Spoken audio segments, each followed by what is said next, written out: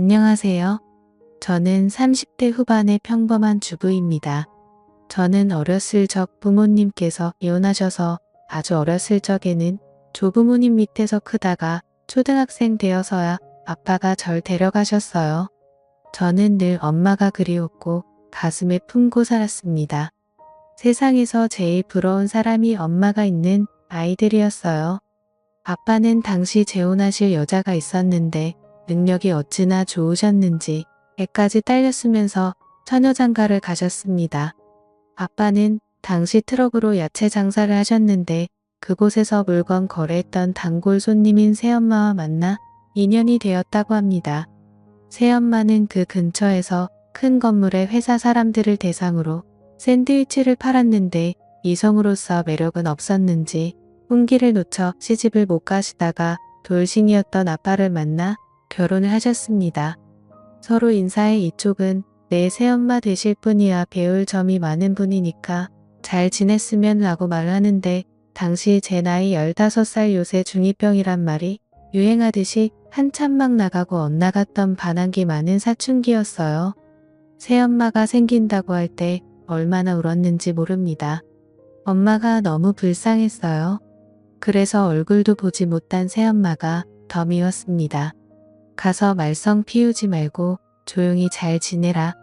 얼마나 젊은 아가씨가 싹싹하고 예쁜지 예쁜 자식 얻어줄 여자 드물어 내가 잘해야 내 아빠도 길을 파는 거야 알겠어 라고 하시는데 하나뿐인 손녀 걱정보다 행여나 또 결혼이 잘못될까 염려한 아들 걱정이 먼저이신 할아버지셨네요.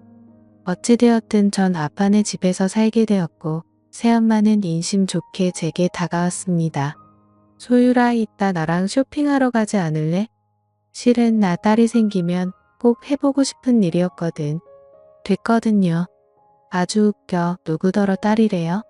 쇼핑은 아줌마 혼자 하세요. 피곤하니까 라고 얘기를 했고 새엄마는 이해 못하지 않고 꿋꿋하게 제 곁을 맴돌았습니다. 그럼 엄마가 아니 내가 맛있는 샌드위치 해줄까? 아빠가 야채 싱싱한 거 가져와서 아주 맛있을 거야. 안 먹거든요. 샌드위치 많이 먹으면 살쪄서 싫어요. 전 아줌마보다 예쁘게 살고 싶거든요. 라고 했더니 곁에서 듣고 있던 아빠가 참다 못해 나서더군요. 그럼 일단 우리 다 같이 나갈까? 휴일인데 남들같이 모처럼 예식도 하고 기분도 내고 하자. 메뉴는 아빠가 정할게 가자 라면서 절 눈치 주며 쏘아보셨고 아빠가 엄마에게 매일 화를 내고 소리쳤던 기억이 남아움찔하며 갈 채비를 차렸습니다. 새엄마가 원하는 대로 백화점에 도착해 제 옷을 고르고 있는 사이 저는 화장실에 간다고 하고 1층으로 내려와 액세서리 행사 매장에서 빠른 손으로 몇 개를 넣었어요. 아무도 안 본 줄 알고 쇼핑하던 새엄마에게 빨리 가자고 했고 백화점 밖을 빠져나가려는데 그만 가로막는 경비원들에게 제 손버릇을 들키고 말았습니다.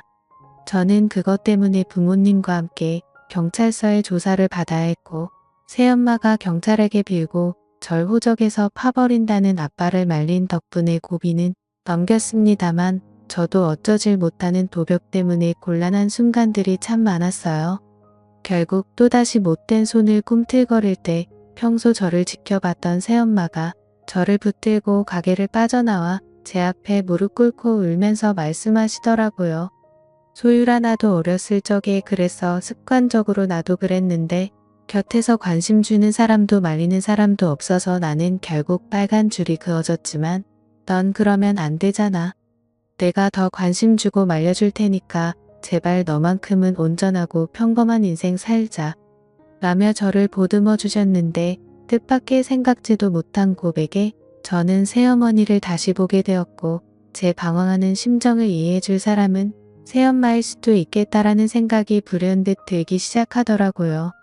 어느 순간부터 저는 새엄마에게 마음을 열게 되며 곁을 주게 되었고 새엄마는 제게 친어머니 이상으로 더욱더 잘하게 되었습니다. 새어머니가 알아봐 주신 상담 치료까지 받게 되면서 저는 도벽의 상태가 점차 좋아지기 시작했습니다.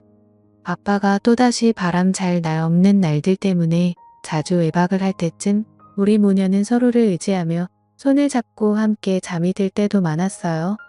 고등학교를 마친 후 저는 엄마의 뒷바라지에 전문대학교 물리치료 쪽으로 진로를 결정해 가게 되었습니다. 졸업할 때쯤 병원 쪽으로 실습을 나가게 되었는데 그곳 물리치료를 받고 있던 지금의 제 남편을 만나게 되었어요. 저보다 5살 정도 많은 남자였는데 운동하다가 다리 쪽을 접질렀다고 했던 그는 저를 눈여겨봤던 건지 제게 식사 제안을 먼저 했고 얘기를 해보니 남편도 저처럼 부모 없이 조부모님 밑에서 외롭게 컸더라고요. 그게 공통분모가 되어 난생 처음 설렘을 품은 채로 관계가 발전해 연인으로 후에는 부부로서 인연을 맺게 되었습니다. 대학을 졸업한 후 2년 정도 있다가 결혼을 결심하고 제 예비 신랑을 집으로 데려갔는데 아버지가 다짜고짜 반대부터 하시더라고요. 미안하지만 난 화목한 가정에서 자란 사위를 바라네. 내 딸이 재혼 가정에서 자라받은 상처를 좋은 가정에서 자란 사람이 보듬어 줬으면 라고 하는데 제 예비 신랑을 2년 정도 봐왔지만 그 누구보다 바르고 착한 청년이었거든요. 새엄마도 간간히 제 예비 신랑을 받기에 인성을 증명해 주었습니다. 저희 모녀에 가진 설득에 아버지는 두 손 두 발을 다 들고 결국 허락해 주었고 저는 기쁜 마음으로 누구 못지않게 행복한 결혼식을 올렸습니다. 허나 결혼하고 얼마 되지 않아 아버지는 술을 사랑했던 대가를 받고 간암으로 운명하시고 말았습니다. 제 남편은 아버지 장례식에서 튼튼한 사위 노릇 받을 노릇을 했고 새엄마는 그렇게 생전 아빠가 속 썩였는데도 유달리 슬퍼하며 힘겹게 아버지를 떠나보냈습니다. 새엄마는 그 후부터 생기를 잃었고 말수가 많이 줄었어요. 퉁퉁했던 살도 너무 많이 빠져버려 마음이 아프고 걱정도 되었습니다. 게다가 사시던 집도 아버지 빚 때문에 다 넘어가게 생겨 작은 단칸방으로 쫓겨날 얘기였죠. 혼자 사시는 새엄마가 늘상 맘에 걸렸던 제 심정을 알았는지 남편이 먼저 제안을 해주었습니다. 우리 이참에 장모님 모시고 살까? 방도 2개나 더 있고 숟가락 하나만 더 놓으면 되잖아. 정말? 정말 그래도 돼. 나는 자기가 우리 새엄마 내 친엄마 아니라는 걸로 싫어할 줄 알았거든. 당신한테 친엄마 이상인 분이시잖아. 내가 부모님이 없어서 그런지 장모님이 따뜻하고 편안했거든. 우리 엄마라고 생각하고 나도 잘 모실게. 이렇게 남편과 저는 합의를 본 후 뜻을 새엄마에게 전했고 새엄마는 저희 뜻에 감동받았는지 한참을 그 자리에 서서 오열했네요. 그렇게 저희는 새엄마랑 합가를 하게 되었습니다. 엄마는 늘 송구스러워하시며 집안일을 전담하셨고 그간 모은 돈이라며 5천만 원 정도 저희에게 돈을 주시기도 했습니다. 남편 사업이 좀 어려웠을 때였는데 그걸 어떻게 아시고는 보태주셨던 거예요. 남편은 진심으로 엄마에게 고마워했고 우리는 날마다 꿀같이 달달하게 살았습니다. 그러던 어느 날 예상치 못한 손님이 제 앞에 찾아오셨습니다. 그토록 그립고 보고 싶었던 눈을 감다라도 결코 잊을 수 없었던 그 사람 내 바로 절 낳아준 절 어렸을 적 버리고 갔던 저희 친엄마였어요. 친엄마는 어느 젊은 여자와 커다란 캐리어를 들고 왔는데 아무리 시간이 흐르다지만 알아보지 못할 정도로 변했고 굉장히 세련되어져서 나타났습니다. 가끔 위아래로 저를 한심하게 훑어보시더군요. 새엄마 밑에서 자라서 하도 눈치밥을 먹어서 그런가 저렇게 볼품없게 삐쩍 말라갖고는 사위는 어디서 허우대만 멀쩡한 사람을 데려왔대. 그나저나 인사해라. 얘는 내 동생이야. 너보단 4살 정도 어리고 지금 명문여대 다니고 있단다. 라면서 옆에 젊은 여자를 소개시켜줬는데 알고 보니 엄마가 재혼한 후 낳은 딸이더라고요. 그리 잘났다며 엄마가 칭찬했던 동생은 엄마 못지않게 명품을 휘감고 와서는 집을 이리저리 둘러보았습니다. 엄마는 새아빠와 이혼을 했다더군요. 그때까지만 해도 전 엄마가 그냥 단순히 아버지가 돌아가셨고 제 근황을 보기 위해 찾아온 줄 알았는데 이유는 분명 존재했습니다. 뭐라고? 그러니까 당신 친어머니, 아니 장모님이랑 처제가 우리 집에서 앞으로 머물 거라고? 미안해. 엄마가 주식을 좀 크게 하셨다는데 투자했다가 모두 날리셨나 봐. 당장 갈 곳이 없다고 해서 일단 당분간만 같이 있기로 했어. 저희 엄마는 당당한 기세로 동생까지 데리고 오긴 했지만 사실상 집이 망해서 갈 곳이 없어 저를 거진 30년 만에 찾은 것이었죠. 이 때문에 저희 남편도 불편한 기색이 역력했고 역시나 제일 마음에 걸렸던 건 바로 저희 새엄마였습니다. 많이 곤란하셨을 텐데도 새엄마는 저희 엄마를 반갑게 맞이하시더군요. 원짜는 기색을 내색한 건 오히려 저희 친엄마 쪽이었어요. 원수 보듯 고깝게 말씀을 뱉으시더라고요. 참 우리 딸이랑 아무 관계도 없으면서 어떻게 이붓딸에게 붙어서 살 생각을 하신 건지 얼굴도 참 두꺼우시네요. 뱃속에서 10달 동안 품고 모진 고통한 고 낳은 게 누군데 뻔뻔스럽긴 엄마를 중간에 말렸지만 입은 쉽게 가라앉질 않았습니다. 눈치를 자주 보았고 엄마와 동생은 날이 갈수록 불만과 요구하는 게 많아졌어요. 아니 청소는 대체 누가 하는 거야? 내가 매번 보고 있는데 먼지가 잦을 날이 없어. 음식들은 뭐가 이렇게 싱거워? 아끼다 못해 이젠 소금도 아끼시나? 예, 내 여동생 이번에 등록금 좀 내줘라. 내 여동생 팔자까지 너처럼 만들면 좋겠니? 언니 우리 이번 달 카드값 좀 갚아주세요. 좀 나와서 그런지 재촉을 하네요. 엄마가 오면서부터 저희 집에 아끼고 잘 살았던 생활 패턴이 완전히 무너져 버렸고 엄마와 여동생 뒷감당하기에 힘이 붙였습니다. 엄마에게는 생난리를 쳤지만 그렇다고 갈 곳 없는 사람들을 차마 내쫓을 수는 없었지요. 어찌됐든 제 혈육들이니까요. 적어도 제 입으로 못할 것을 안 남편이 보다 못해 엄마와 동생한테 반도직입적으로 얘기를 하더라고요. 장모님 그리고 처제 저희가 형편이 어려워서 더 이상은 카드값이니 용돈을 못 드릴 것 같아요. 처제도 등록금 대줬으면 됐지 그 이상 언니한테 메꿔달라는 건 도리가 아니에요. 그러자 엄마가 상심지를 켜며 제 남편한테 달려들더군요. 도리? 너 이놈 방금 도리라고 했어? 배우지 못했으면 예의라도 있어야지 어른한테 본세하고는. 너 이때까지 이런 놈하고 어떻게 살았니? 내가 더 좋은 후처자리 알아볼 테니 당장 갈라서. 라고 난리를 치니 곁에서 지켜보던 새엄마가 보다 못해 처음으로 목소리를 높이셨습니다.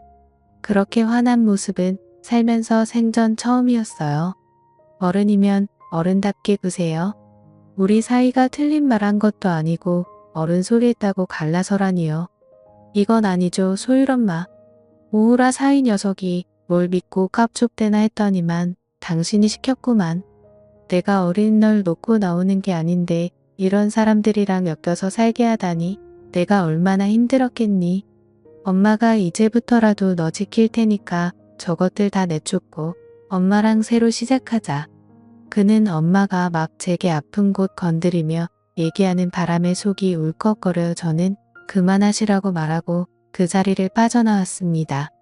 사실은 아무한테도 얘기 못했지만 자라면서 엄마의 손이 많이 필요했고 엄마가 너무나 그리웠어요.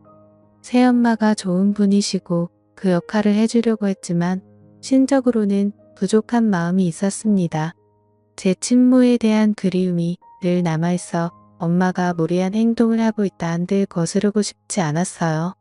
남편에게 제 뜻을 얘기해도 이해한다고는 했지만 이렇게 자주 부딪히는 날이면 무조건 새엄마 편만 들고 얘기하니 은근히 그것도 거슬리고 서운하대요. 말리는 새엄마까지 괜히 얄밉더군요. 결국 이런 식으로 늘상 식구들 모두가 복창이 터지는 날이니 이런 동거를 계속할 수는 없었어요. 저는 고민하다 남편을 따로 불러 세웠습니다. 여보 미안한데 저번에 엄마가 우리에게 준 돈 회사에 쓴 거 다시 돌려줄 순 없어? 지금 당장 이용통하기가 쉽진 않지. 당신도 알다시피 사업에 급한 불끈을 했었고 나머지 좀 남긴 건 친장모님 처제 카드 값이랑 등록금 하느라 다 나갔잖아. 왜 그러는데? 당신 설마 지금 분위기가 안 좋잖아. 자꾸 부딪혀서 맨날 가정에서 큰 소리가 오가니까 스트레스 받기도 하고 이럴 바엔 좀 떨어져 있는 것도 괜찮을 것 같아서. 그럼 친장모님하고 처제가 나가야지 왜 우리 장모님을 떨어져 있게 하는 건데? 30년 만에 날 보러 온 엄마와 동생을 어떻게 내보내 그럴 순 없어. 아무리 그래도 내 부모고 형제야. 다 내 핏줄들이라고. 난 절대 그렇게는 못해. 그럼 정말 어쩔 수 없네. 친장모님이랑 처제는 당신이 모시고 우리 장모님은 앞으로 내가 모실게. 나도 지금 친장모님하고는 매번 이렇게 살기 싫다. 저는 그게 무슨 말이냐고 엄마를 모시면 나하고는 어떻게 할 거냐고 했더니 미안하다며 엄마랑 여동생이 떠나면 그때 돌아오겠다고 저를 외면했습니다. 그리고 남편은 이튿날 정말로 짐을 싸서 새엄마와 같이 집을 나가버렸습니다. 엄마는 정작 새엄마와 남편이 집을 나가자 재빠르게 탓에 전환을 하더라고요. 내가 좀 심한 것 같아서 아들처럼 삼고 잘해주려고 했는데 왜 또 마음 안 좋게 나간 거야. 미안하다.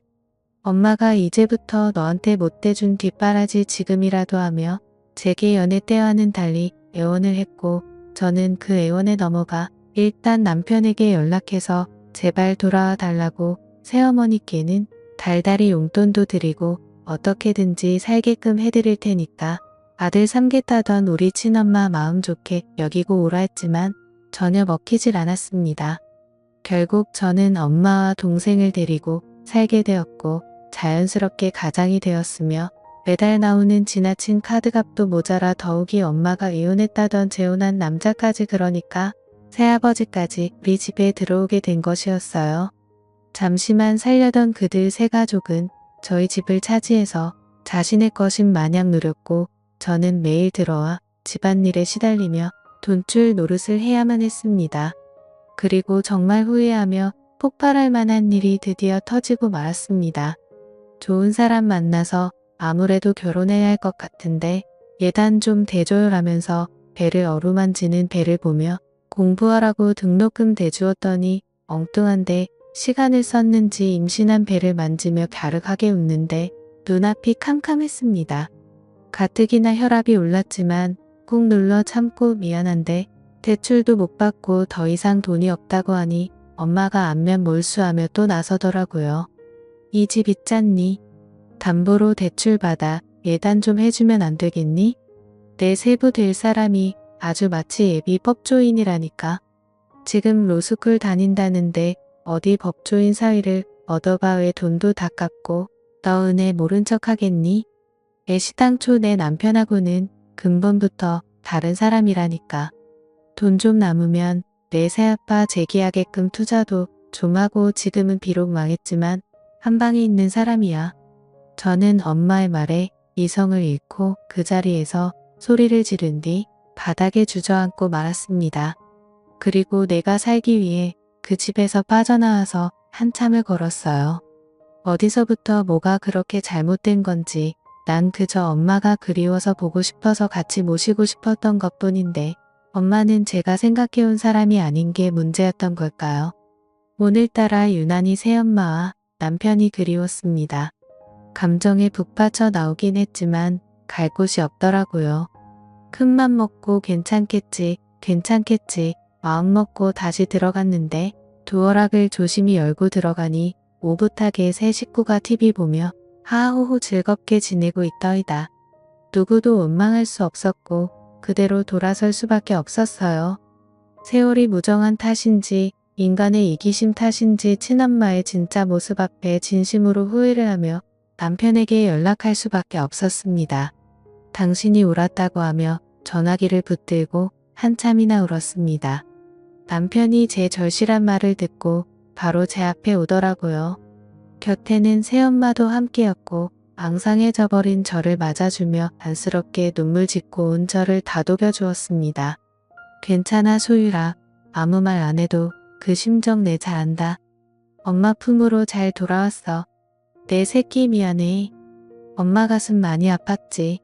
엄마가 우리 엄마인데 나를 생각해 준 건 우리 엄마밖에 없었는데 그깟 핏줄이 뭐라고 그딴 게 뭐라고. 새엄마의 품이 이토록 포근했는데 친엄마 품은 더 그립고 포근할 줄 알았던 착각이 절 무너지게 만들었습니다. 남편은 저와 새어머니를 모시고 저희 집으로 들어갔고 정중하지만 단호하게 그들에게 집에서 나가달라 했지만 못 나가겠다고 대자로 뻗고 통곡하고 남편은 역정을 내며 온갖 욕설을 다 듣고 끝내는 경찰까지 오고서야 마무리가 되었습니다. 남편과 저 새엄마의 꼴은 정말이지 말이 아니었어요. 그들은 한스럽게 억울한 듯 경찰 앞에 진술을 했지만 집이 남편과 저의 공동 명의로 되어 있었던 터라 나갈 수밖에 없었죠. 친엄마는 다시 한번 제 마음을 흔들기 위해 팔린 핏줄을 운운하며 애원했지만 더 이상 속을 수 없었어요. 왜냐하면 저는 핏줄보다 소중한 남편과 핏줄 그 이상으로 사랑한 엄마를 지키고 싶었으니까요. 비록 친엄마를 다시 잃기는 했지만 후회하진 않습니다.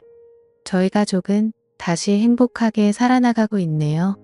언제까지나 제 가족들과 온전하고 평안하게 함께 살고 싶습니다. 핏줄보다 중요한 건 신뢰와 정이란 걸 알았으니까요.